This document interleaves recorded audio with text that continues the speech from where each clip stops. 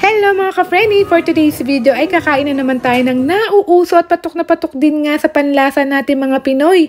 Walang iba kundi ang mga Korean tusok-tusok o Korean street foods na matatagpuan dito sa Pololo sa may Via Luigi Canonica, 71, Milan, Italy.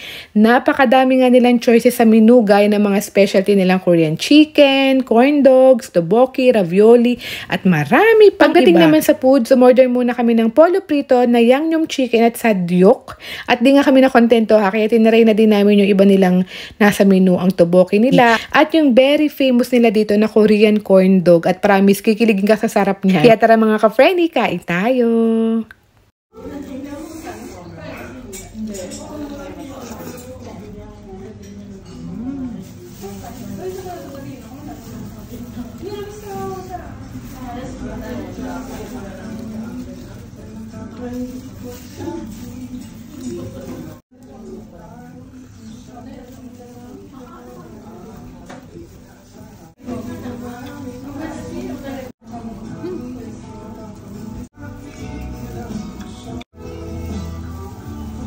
Kung naghahanap nga kayo ng masarap na Korean street foods, para sa akin, okay na okay dito sa Pololo. Yun lang, thank you for watching. A la próxima. Ciao!